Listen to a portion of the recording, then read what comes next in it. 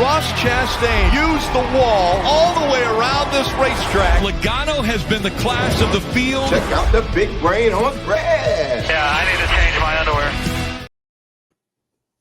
With Kansas in the rear view, it's time to turn our attention to the Roval in the final race of the round of 12. We go down to 8. We have 3 races, and then we have Phoenix. We have 5 races left, Brian. This grind that feels like it started 3 years ago is finally coming to an end. We have this race, we have the round of 8, and then it's championship time, and then it's off. And then sadness for 2 months. Yeah. But Kansas, what a kick in the nuts that was, huh? Man, look, Kansas put on a good show. Much better than what we saw in the spring. Probably the better Kansas race, or best Kansas race we've seen, I would say, the last year and a half, because I think last fall's race was it was okay, but this race was really good. I liked the differing strategies. Of course, the end of the race, like stay green strategy stuff, got ruined by shenanigans in the back of the pack. Just need to get these fucking jabronis off the track. Cody Ware and JJ Yaley and ruining the race. I was just going to say, for all the talk about people complaining about the playoff format and all that stuff, the fact that we still have the guys that aren't competitive, whether it's race 1 or race 33 on the schedule, still on track, affecting these playoff races, I think that's a much larger issue than the current format in itself. Yeah, no, even if like they went from basically like, they had them in like the regular season, these jabronis could be out there and have Catherine Legg and all this shit.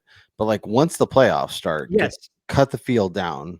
Yeah. Obviously it's kind of hard to do because of all the shenanigans of 2311. Are they open cars? Are they charters? What's going on? So there's a lot of like, it's not like you could just be like any open cars out and it's just charters. But it's just so annoying when people that have nothing to do with the race, that are non-competitive from lap 1, wasting time, ruining people's race. Cody Ware is making himself a fixture of television broadcasts by trying to ruin people's race day or crashing himself or like, Like obviously stock car racing is much different than team sports. Like you can't just tell these guys like, oh, well, you didn't make the playoffs. You can't race for the rest of the season, because in the current formula of the way that the sport is operated, like that's not feasible. Like that's not financially feasible for the race teams to be able to do that. Now, if they did make an adjustment to where like teams were paid for the whole season or for the regular season, and it was a different pay structure, and it wasn't solely based on sponsorships, sure as hell, get these pieces of shit cars off the track and don't let them affect the actual playoff races. I mean, like you said, when you have Cody Wares out here intentionally wrecking people, bringing out yellows, or the 66 car, for God's sakes, being allowed to enter these races at the end of the year when this car is the slowest car on track by over a second, it doesn't matter what they do to it. Like that's not good for the sport. No, it'd be like me and you going to race Usain Bolt in like a track contest, and like that doesn't even make sense. Yeah, exactly. I mean, yeah, and obviously like the cesspool of Twitter debates about like what the NFL is and what they need to change, and if we just go back to the Winston Cup, then all of a sudden people will watch NASCAR. That's so funny to say that, because I did want to bring something up about that real quick. So in team sports, everybody likes to say like, oh, this isn't a team sport, like blah, blah, blah. But look at Major League Baseball, for instance, really quick. Okay, we have the New York Yankees. You're obviously wearing Red Sox hat just to piss me off. But Yankees, Red Sox, they're in a wild card series, which to baseball traditionalists like myself is not even the playoffs. It's like a play-in game. But you have a team that won 5 more games than the other one, who had the tied for the best record in the American League, basically not even in the playoffs, essentially, because of the new structuring of the playoffs. Is that fair? Probably not. But is it fun? Hell yeah. It's much more intriguing than just basically handing the guys that perform the best during the regular season the easy path to the World Series. The freaking Dodgers, World Series defending champions, are playing in the wild card series because they know they're better than everybody else, and it doesn't matter what the record is. It's probably going to kick I shit. really wish the Reds were not so pathetic, because that would be great to knock them out. But yeah, no, it's like, it's just such a cesspool of negativity and like terrible takes, and assuming that like the NFL, where it is now versus where it was in like the late 90s, or or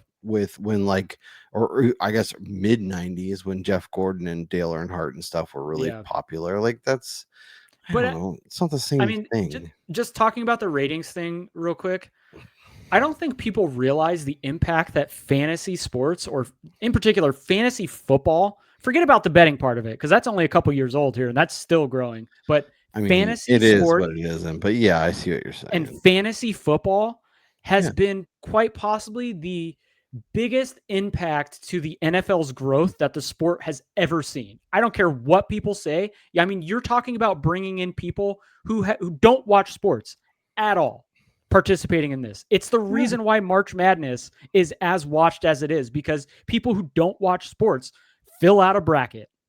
Yep, and all of a sudden they have Villanova against Kansas State, and then they're playing each other in the they both could go to the Final Four. I'm locked in. Like, yeah, exactly. That's the thing, is people, like, I have several friends who didn't really care about football. We needed people for leagues, office leagues happen, whatever happens. All of a sudden, this is fun. I want to learn more about this guy. I really want to watch their team. I want to win, so I'm going to watch. And now I'm invested in Ashton Ginty and Rico Dowdle and whoever you want to throw out there. Like, they need to make, like, I think the biggest thing is, obviously, football's king. Like, NASCAR numbers are going to fall off. We see it every year with our view counts. We see it every year with all the NASCAR content. Even when, I know that it's down from last year to this year, but football's more important this year. Teams are more important. There's other stuff. There's only so much time with the way the things are set up for media consumption. It's not going to be the way it was back in the day. You had a cable box, you had like 20 channels, and it was the other thing, I think, and I'm convinced of this, and especially the way you look at Xfinity's numbers versus Cup Cars. The NASCAR series piecemealing the shit together and going USA and NBC and Fox and Amazon and this and that, and then you give us 20 million for these four, and you give us 20 million for these four, and no one knows where to go. Like, the majority of people, they're not going to randomly fall upon it on an Amazon Prime race. Okay, they're not going to like figure it out. That you want to get new people in. Obviously, the clips on SportsCenter or Instagram or Twitter or TikTok is important. But then once they see that, get a taste and get excited, they have to be able to actually get to the race. And USA is not CW. It's not as easily accessible. Amazon Prime is not very accessible for a lot of people. It needs to be on Big Fox or Big NBC, and watch the numbers and just stay with one effing channel. Stop this bouncing around shit. Even if it went back to the two broadcast thing where it was originally just Fox and NBC. Yeah.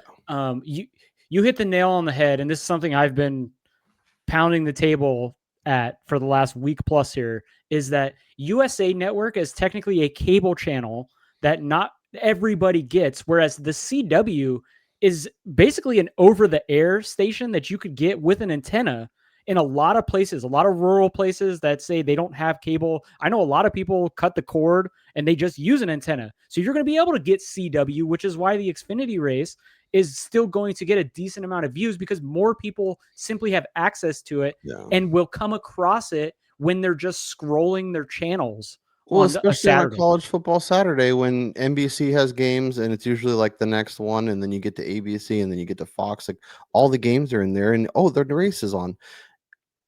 I do think there is a decision that could potentially be made where we move everything back a day and just have the NASCAR race Saturday, have Xfinity on Friday, and maybe you do trucks more during the day and then Xfinity at night. I don't know. There's something there, or maybe you do I've Xfinity and Cup on the same day. Yeah, I have said multiple times that I feel like like the Cup Series would do better competing against college football, because college football is a much more regional Yeah. rooting interest, I guess you could say, outside of the big national games. Like if there's like Michigan versus Notre Dame or Ohio State versus USC or something like that. But Well, and I also feel like the crossover with college football and NASCAR is a lot more seamless. And I think yes, I think you could, with so many people having multiple options and channels now offering like quad boxes and stuff, like putting the NASCAR race on one of them would be super feasible. I think on Sunday with all the games and red zone and all that stuff, it's just nobody has time. Like we only have so much attention span. And yeah. like once football starts and everyone's building lineups and DraftKings and setting their lineups on for fantasy leagues and getting their bets in, it's time for football to start and no one has time to prep for the NASCAR race. So Well, like and I was just gonna say, like, this is gonna sound really bad, and people are probably gonna come for my head, but the fans that are tuning into NASCAR exclusively on Sunday is not the section of the fan base that NASCAR needs to attract no, in order to stay relevant. I'm sorry. they need the every sport has their hardcore group, and those are Yes, obviously the exactly. people that are very important. But you need, in order to keep growing and get more people into that chunk, you need to grab the fans on the edges. You need to be able to go to a sports bar and have the race be on a TV and somebody to see it and get excited about it. You Yep. need to, at my fantasy football draft, I got the race on a TV, and people that don't normally watch NASCAR were watching it and kind of getting excited. Obviously, it was the Atlanta. No, it was Dega. And obviously, the crazy stuff's happening, so it's a little more Well, again, interesting. though, going back to the whole fantasy football thing, it's my personal belief NASCAR could do a better job, and they should do a better job at promoting some type of fantasy game, or not necessarily just fully diving into the sports betting thing, because you run into some issues there when the sport itself is doing it. But also, that is another way to attract more eyeballs, because if somebody has money on this race or they have a fantasy lineup, and NASCAR Fantasy Live, that's fun, but I don't see any advertising for that whatsoever I anywhere. mean, we do a podcast and I barely know it exists. Like Yeah, like that I seems don't even play in problematic. it. Yeah, no, there, and especially if they got people invested early, by the time football rolls around, they're at least still paying attention and building lineups and setting their team every week and all that kind of stuff. Like there's, and I know a couple great hosts that could do an amazing podcast if that fantasy for Well, and then NASCAR came out. I think too, like the last point I'll make on this, when you look at the NFL and what they've done, like ESPN in particular, because I think I would say they probably revolutionized this. NFL Fantasy Football Live, or Fantasy Football Now on Sunday mornings, became the most watched pregame show of the NFL like 10 years ago. And it's still, to this day, people are consuming the pregame stuff that has to do with their fantasy or betting, as opposed to just regular pre-race or pre-game information. Yeah. That says it all right there. Yep. So yeah, it's a little inside Yeah, a little content creation and soliloquy about yeah. the I situation. just I don't know. We have obviously a massively different perspective, not being Correct. Yeah. consumed by NASCAR for the last 30 years, but that's where our heads are at, and that's kind of a different glimpse. You're welcome to agree or disagree with us. It's no skin off our back.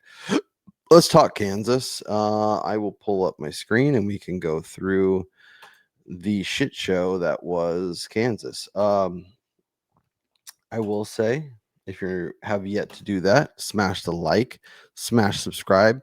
If you have hype points, I don't know what it actually does, But their YouTube has this new thing called hype points, and you can hype up videos. I'm guessing it gets more people to check it out if they get certain amount of hype points. I don't know, but if you This have the hype boomer has points no and you idea can what you're click that, talking about. yeah, I know you're still yelling at the clouds about MLB patches or whatever. I don't know. Let's talk through the race. So, a really compelling, really fun race.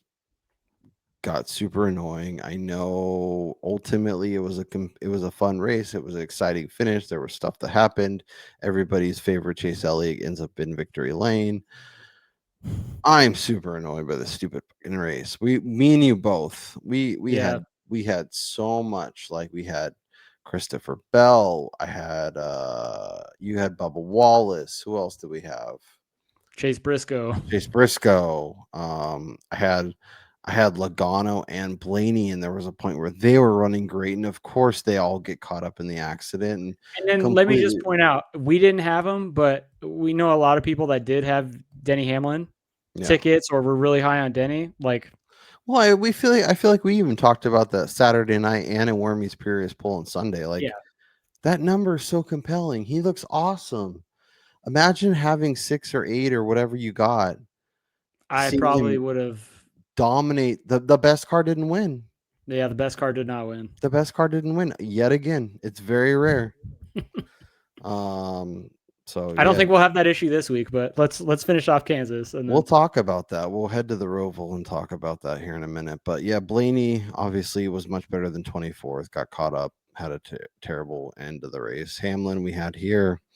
Tyler Reddick was pretty decent. I don't know if he was ever really a contender, I don't think but he was like a winner, but no. Obviously Dinger was solid until he wasn't. Eric Jones, whatever. he was fine. Yeah, the legacy guys were not strong. And then John Hunter Nemechek is forever on my shit list for ruining my Zane Smith 8-1 top 10. He was there all At the day. end He there. was a locked and loaded top 10. And of course he's on its side and upside down and all kinds of Riding craziness. the wall, like he put a whole new meaning to wall riding. Yeah. Yeah. And I thought early Larson was going to dominate the way he got to the front quickly, but he kind of just He faded. yeah. Yeah, I think there's a conversation to be had about the 5 team that they may be a little bit behind the field in terms of championship contention. I know Larson could win every single race, and we could talk about him for this week as well. And there's a lot of opportunity, but yeah, no, he's when I think of the players that I expect to both get to Phoenix and have real contention, he's not like the first 4 or 5 names that I think of. No. It's the two Penske guys. It's Briscoe. It's Bell. I mean, I would say Denny. Hamlin. I don't know that. I still don't know that I believe he can win once we get there, but I feel much, much stronger about him being there and being in the championship 4, which is something that we haven't been able to say in the past few years. And then, I mean, I don't know. Like, if you had to pick an HMS driver to get to Phoenix with a chance, like I picked Byron, I think when the playoffs started. I don't feel strongly about any of them. And that's with No. Chase having a win and already being in the round of 8. I mean, realistically, though, if Kansas had played out the way it was supposed to play out, you're probably looking at as we kind of talked about, a 5th to 8th place finish for Chase Elliott. Yeah. Because that's kind of been the car that he's had. Yep. I'm looking at our picks from before. Obviously, we had SVG making it to this round, thinking he would win this race, but he got eliminated in the last. But we had Hamlin, Bell, Larson, Blaney, Byron, Elliott, and Briscoe. So that's pretty decent. We had Logano getting knocked out. We had Logano getting knocked out. We had Chastain getting knocked out. We had the 223.11 guys getting knocked out In this round, in the round of 12? in the round of 12. Yeah. Oh, all right. Yeah, I think the only misstep we really had was SVG, but we talked about SVG. him. We said if he gets from 16 to 12, he's going to get into the round of 8. Yeah, that's and that was the risk you took, is that Yeah. assuming he got out of the round of 16, you felt good about him getting to the round of 8. Yeah, it's like when you do your speaking of March Madness, when you put like, oh, Kansas is a 2 seed and there's a really good path to them being in the Final Four, but they could also go out in the first weekend, and he went Yep, out in the first exactly. weekend. So yeah, our Final Four was Blaney, Byron, Hamlin, and Briscoe, and that feels pretty good. Still feels good. It's a little scary not having Christopher Bell, but I do worry about Bell if he doesn't win Vegas and then Talladega and Martinsville. But If you had to put a Final Four for Phoenix right now, who would it be? It could be anybody who's still alive. It would probably be Blaney, Hamlin,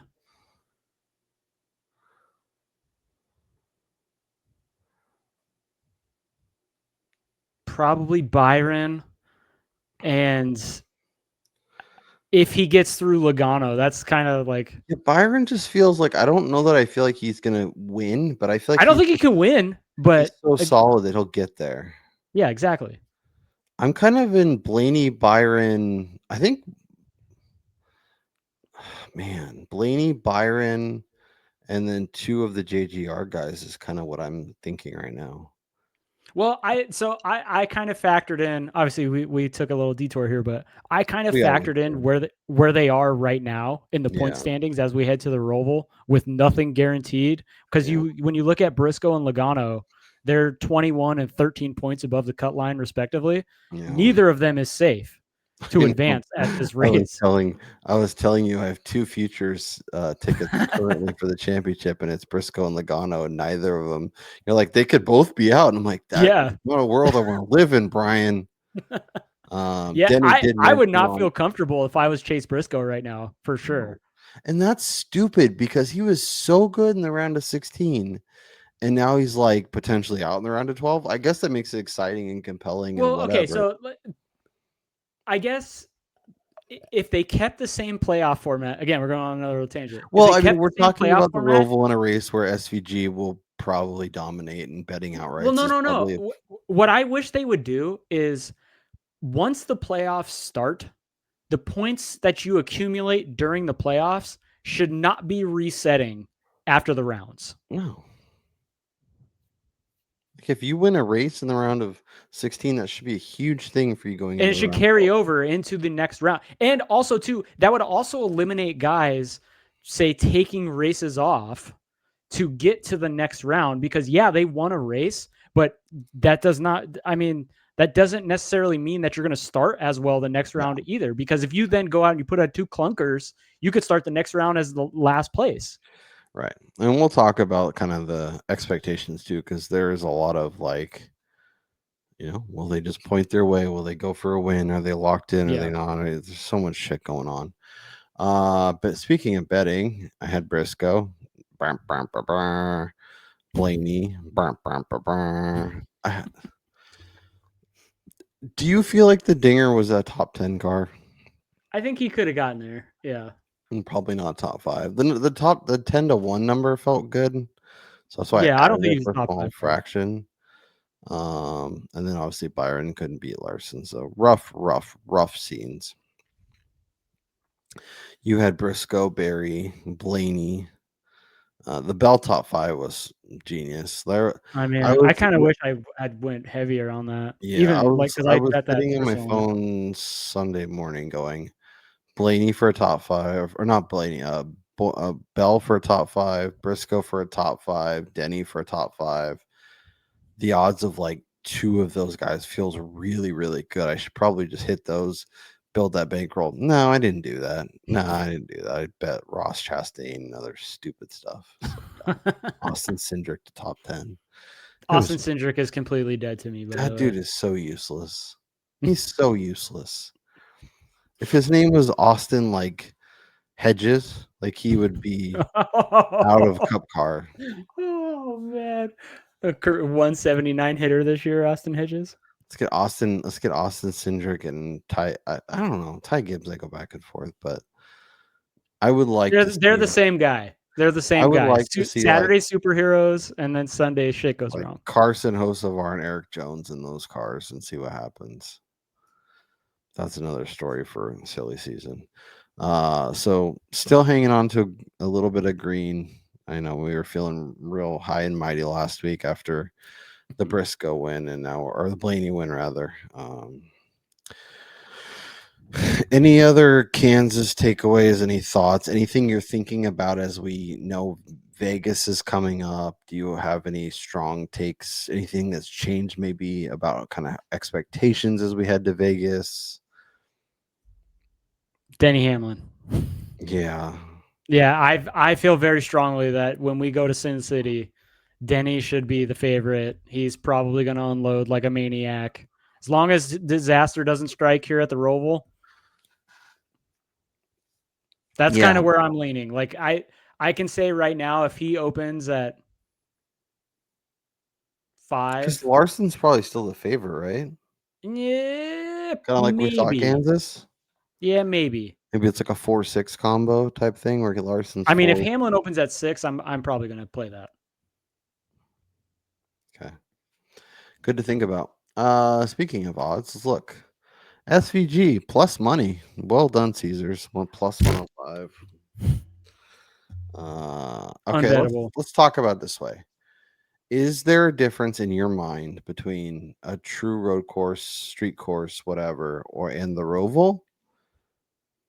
And if so, does that mean there's an actual potential, or is betting, unless you're taking true dart throws on guys with real upside, betting outrights this week is just a waste of time and money? The outright market is unbettable this week, in my opinion.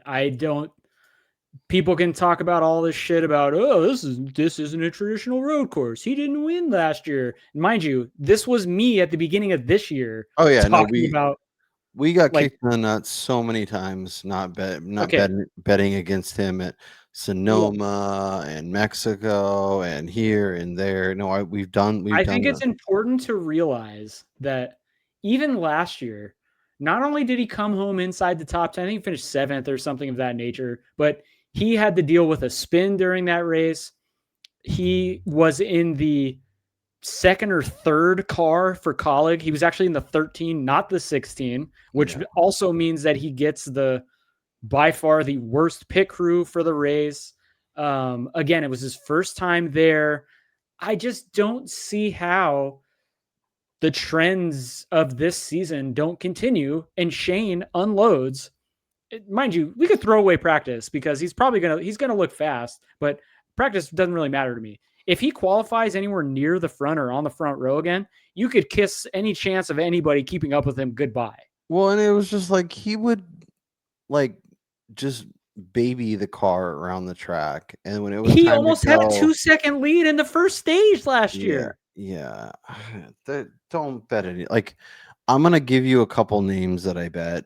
I don't think if the odds are anywhere near where I was at, they're pure lottery tickets. And you really honestly need him to have a serious issue where the wheel comes off or something to really have a chance. But I think betting anyone, especially inside, I don't know, 35, 40 to 1, at least at this point, at least without maybe you get a live number on somebody because he's 5 seconds ahead, but he's just going to dominate everybody. You're banking on luck boxing your way into a win. And I just don't think it's going to happen this week. I think if you want to bet people, you look at placements, you look at matchups, and you look at championship futures, which we will take a peek at before we get out of here. Yeah. And I think that for me coming into this race, and if you haven't watched it yet, go watch the draft over at the Win the Race YouTube channel done by wintherace.info. Ryan Stevens, Greg Mather, and those guys kick ass over there. Obviously, we're powered by Win the Race. A comment I made in there is this week really feels like a week that, because we're in the playoffs, you really have to kind of look at non-playoff drivers, or say a Chase Elliott or a Ryan Blaney, as the only guys that you can 100% say they're going for a win. Yeah. Everybody else could be in a situation where they're trying to points their way. Even Kyle Larson, who, if he has a bad qualifying and say he wrecks in qualifying and has to start at the back of the field, they're going to be doing whatever is necessary to make up the track position and get points. Yeah, like a lot of these guys will probably stay out, get stage points in stage 2 to make sure they're locking in positions. I think the people that have to race, and I know things could get wonky and things could get weird and flip, but I feel like the 2311 guys have to race for a win. See, I'd like to beg to differ on them. Okay. So Tyler Reddick, for instance, known as a road course guy, if he can qualify near the front, Yeah. we saw him do it last year. Him and Logano actually took stage points. So if he's like top 3 in stage 1 and stage 2 and finishes top 10, that could be good enough to get him through, you think? See, no, he would have to take the stage win. See, that's the thing. So Reddick is 29 points below the cut line right now. Now, a lot of his strategy is going to be predicated on what Chase Briscoe or Logano and the other guys that are ahead of him, teammate Bubba Wallace and Ross Chastain, for instance. If Reddick is running 10 to 15 spots ahead of those guys, why not take the points early in the race and then adjust later to get on to, pivot to the race winning strategy? Because I think everybody is racing the field, excluding Shane Van Gisbergen. Like, Yeah. we have to be, though, even the guys in the cars have to be realistic. And unless they somehow miraculously found a second and a half of speed on a road course, I don't think they're going to be competing with Shane for the win here. So Elliott and Blaney are of the playoff drivers, the only ones you feel confident. Oh, 100%.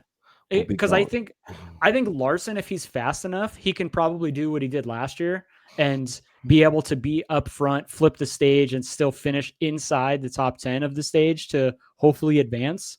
But if that's not the case, I don't think you're going to see the guys that are in the middle, starting with like Denny Hamlin, for instance. He's taking points. We should know this already. Like, there's no way that you're betting him to win this race. Are you Byron interested in Chase Elliott at 15? See, that it's too short for me.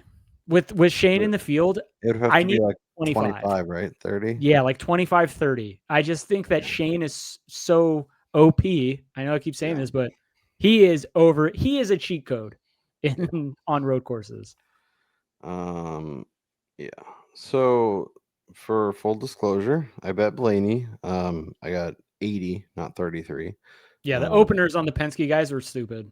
I would not. Let's see, what's the best?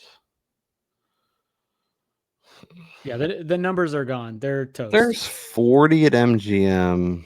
That still feels not great, but if you want a little bit, I think that's fine. Like it's like a $10 bet and hope it cashes. Yeah, I'm not even. Yeah. And I bet Logano at the same number. You can let me see. Let me look at that. Yeah, Logano opened at like 100 or 150 or something, which was a bet at that price.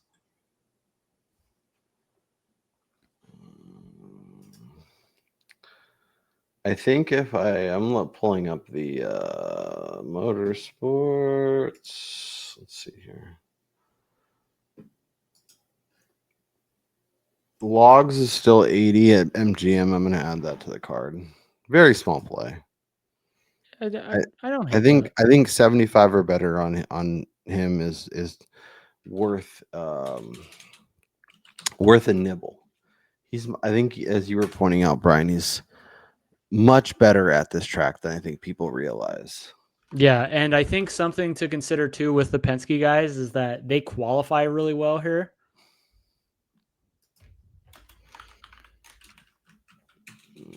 Yeah. And we have no interest in Austin Cindric kicking us in the nuts again, right? Hell to the no. Okay. All right. Well, welcome to the betting card, Joseph Logano. Gross. Yeah, it's not great, but it's 80 to 1, so it's fine. Yeah, I honestly, this may be a race where I don't have a single outright play. And I think that's completely reasonable. Yeah. Outside of those two guys, I have no interest in like Dinger at 14. Like, no. Too short for me. No, they have to be. And especially too because Allmendinger has not been great at road courses. Now, Yeah. I think the field of potential winners is somewhat condensed simply because the playoff. I don't want to say all, but a lot of the back end playoff guys and the guys below the cut line could be going for points, could be going for wins. We really don't know, Yeah. so it's hard to say. But I'm not playing 14 on Dinger, who his last win came here at the Roval in 2023. Yeah. Ty Gibbs is somewhat interesting just because he's been so strong at road courses. But like we can't bet him to get his first win over SVG at a road course at 20 to 1. Not at 20.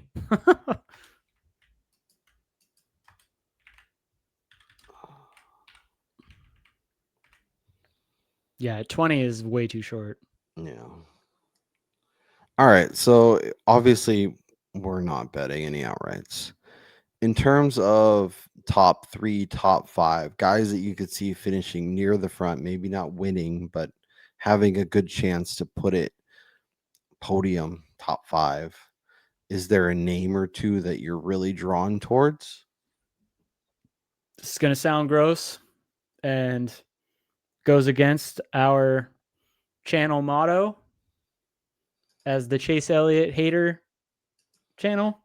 But Chase Elliott top 5 this week was the first bet that I made. I got plus 250 offshore. Anything at 2 to 1 or longer, which I think it's plus 220 at ESPN right now, I think is certainly a grab.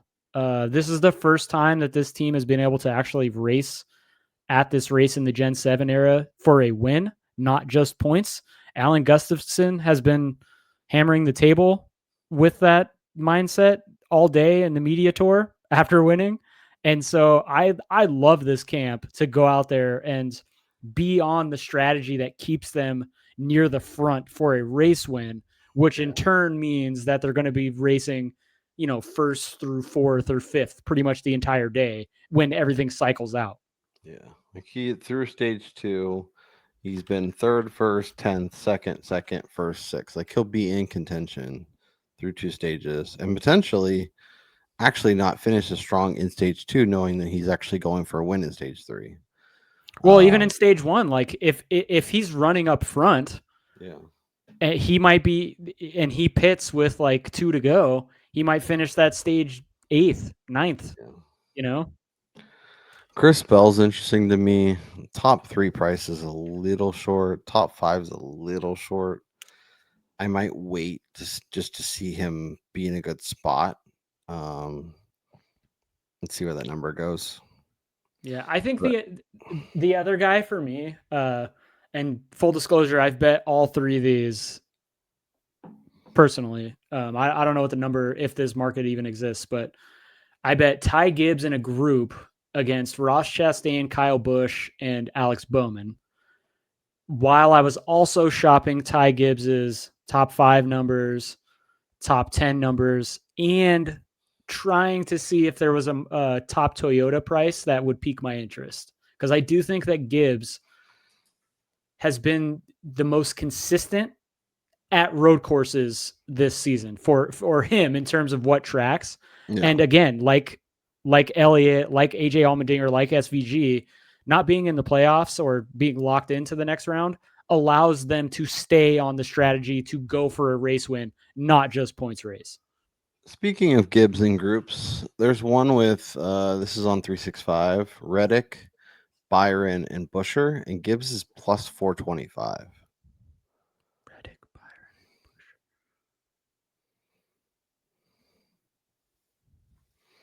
So it's got 2 playoff drivers, but that is interesting, especially given how strong he's been.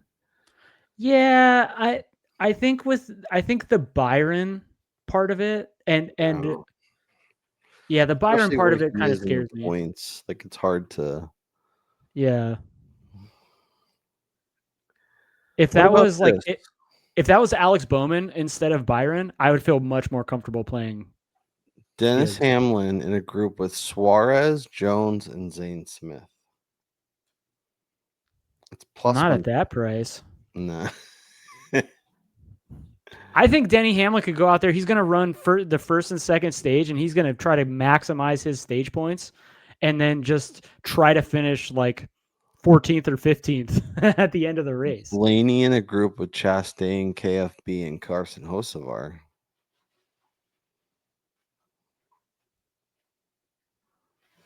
I think Hocevar could be the spoiler in that. You love Carson Hocevar. He's a psycho, man. Like, what does he have to lose? Like, he's going to be the one jumping the curbs, like, yeah, and spinning out and leaving the and track wrecking everybody else. too. That's the thing. And then getting the benefit of the doubt, and then being able to pit off cycle or something, and then have the caution come out his way. Interesting. Yeah. I think Elliott is compelling, especially given the numbers. They're kind of more interesting. Obviously, the 150 isn't as nice as 250, but like you said, there is some north of 2. Briscoe. I don't really like him. Again, I'm not betting anybody to win. No. I'm talking about for like top 3s, top 5s. He's gonna have to. Now, obviously, top Chevy is Shane. So let's talk through top Ford and top Toyota to see if there's any value. Buscher's the favorite. Blaney at 290. I think Logano is probably the most interesting. Yeah. Personally, this is not I'm not going to get too heavily invested in this race because there's going to be so much strategy involved, and it's going to change throughout the race based on where people are running and if somebody goes out early. I mean, last year we had Alex Bowman have an issue early, and then Chase Briscoe had to retire early. On actions detrimental is like there's always one car that seems pretty safe that ends up having an issue earlier and opens up for the field. So yeah, and then last year too, I was just saying this, is that Briscoe actually had to end the race early because he had damage and his race ended prematurely. So that in all likelihood that's going to happen to somebody else who's in the playoffs or in the playoff hunt. Barf. Yeah, that Logano 6. Yeah, I think that's the best number. Let's see. I'll price shop around. Anybody else? I think that's the number. What about Toyota?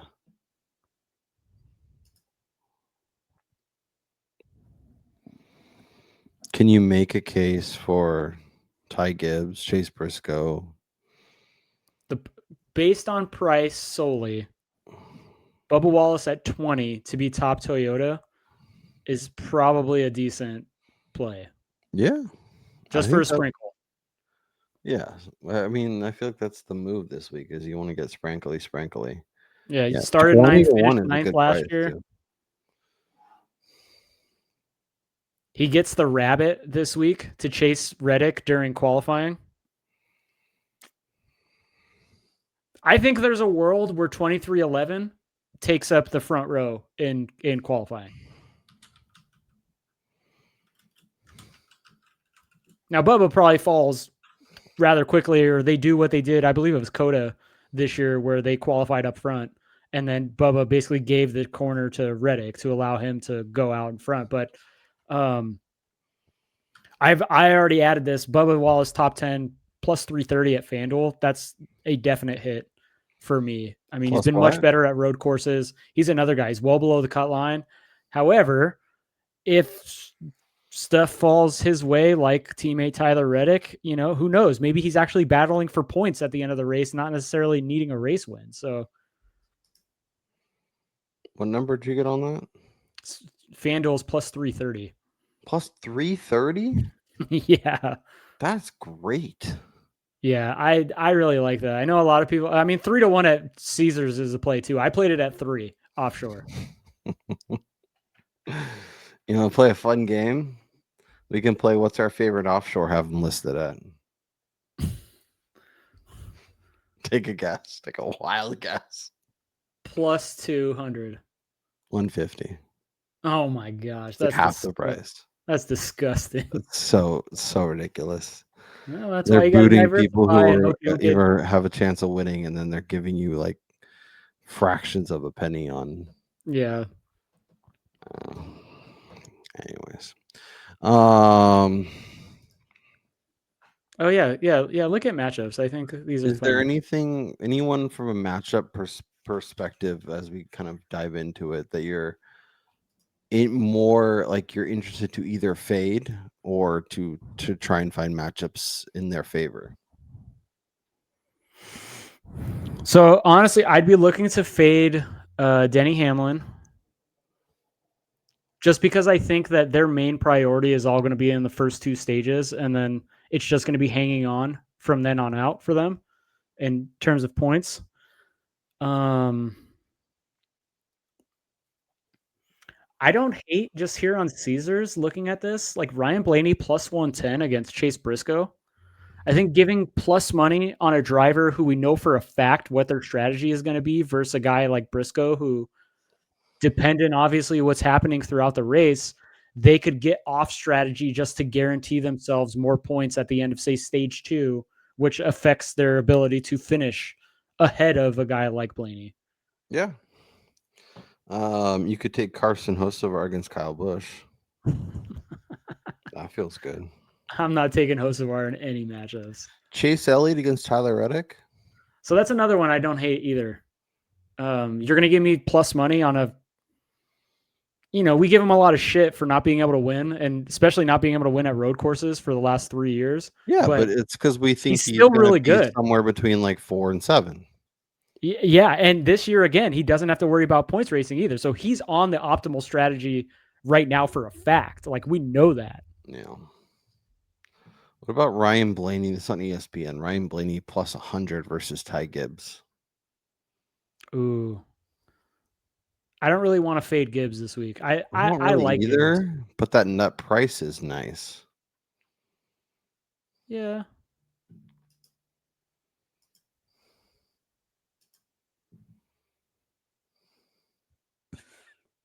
I mean, for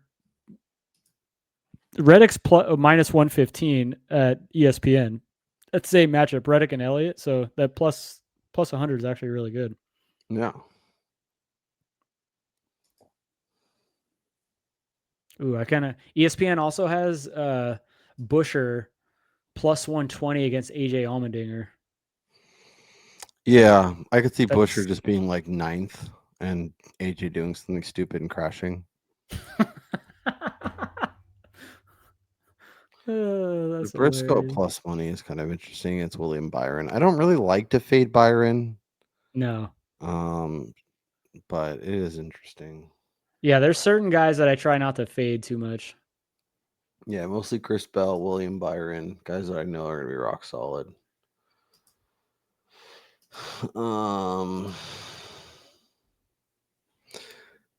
Anything else before or should we just jump over and talk a little championship potentials? Yeah, we can do that real quick. Okay, let's talk championship odds. So Blaney, your favorite, Larson, Chris Bell, Byron, Hamlin, Elliott, Chase Briscoe, Logs, and then we kind of dive, and then it's Reddick, Chastain, Bubba, Cindric. So let's start here.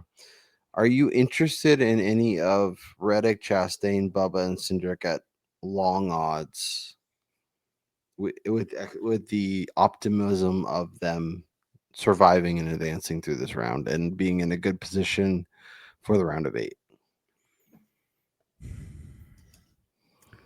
I think of that group, obviously Chastain is in the best spot of them. I think he's like 13 points below the cut line right now. So obviously he would be the first one to jump ahead if, we're in a vacuum and we just went based on where they're currently in. But I think Reddick of that group has the best opportunity to make up his points simply based on his road course prowess. And if he does, and we go to Las Vegas, I think he can perform well there. Really good I would say Tyler Reddick has become a really good super speedway racer. And then obviously Martinsville, he's not good. But at 30, I don't hate taking a nibble on that. I almost like that better than say playing him on outright this week, because then you lock in a decent championship price on a guy who should be solid at the first 2 races in the round of 8. Yeah, I mean, to your point, Reddick, 3rd at Coda, 3rd at Chicago, 6th at Sonoma, 9th at the Glen. Obviously, Mexico City was not Yeah, I don't great. really count that. That's like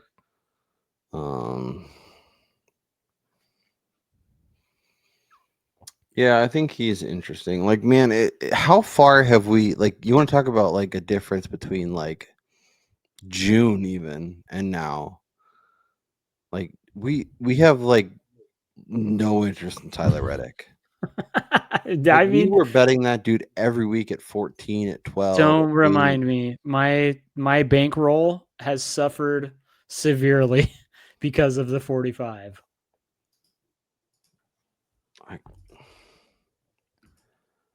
I kind of like the 23, and maybe that's stupid because he was It's just okay. So the thing on Bubba Wallace, I just don't know how he advances this week. Like he's gonna yeah. need the chips to fall almost perfectly It for them really to advance. feels like he had his opportunity last week and it slipped through Yeah, his well, fingers.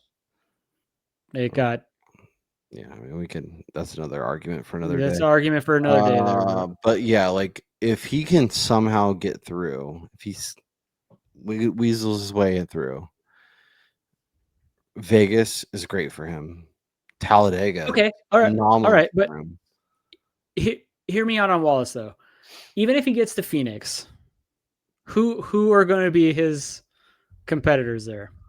Chris Bell, Ryan Blaney, and Denny Hamlin. And he's probably going to be the 4th longest at like 8-1 to win the championship. Like he's going to be super long to win. And I think you'd much rather play that knowing he's in the championship, that's fair, or just not even play it at all, like we did with Byron last year. And we just went naked into the race knowing he had no shot.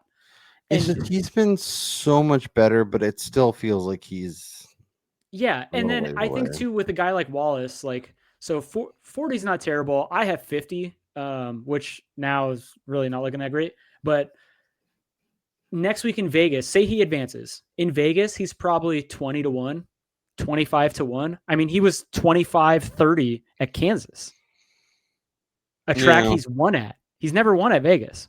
It's fair. So you're probably still going to get a 20 number, and you could just roll over whatever placement you play on him this week because it's going to need at least the top 10 for him to advance. Yeah. The Watermelon Man is also interesting because, well, I don't love him nearly as much, especially this week. If you tell me that he is in the Final Four at Phoenix, even if his odds are a little bit longer, I think he has a very real shot at winning. We've seen him win there not as a playoff car. We've seen him do well in Phoenix consistently. If you tell me he's in a Final Four with Larson and whatever JGR and Penske guys you want to put in there, like I think there's a real path to him winning that race and winning the championship. Yeah, I don't hate that call either. There's a number in Las Vegas that I'm trying to be able to secure on Mr. Chastain for a championship with that same mentality, because I think Vegas, he could be really good. And then Talladega, obviously, he's been really good at the super speedways. And then we know what he's willing to do at Martinsville to get into the championship. MGM has 40 on Reddick, 40 on Chastain, 60 on Bubba. So if you want to add any of those to your card, feel free to fire away. I don't know. Here, what is a Fanduel? Yeah. What is what was Chastain at? Where You was said 40? Did I say 40? Yeah. Yeah, Ross is 40. Bubba's 60.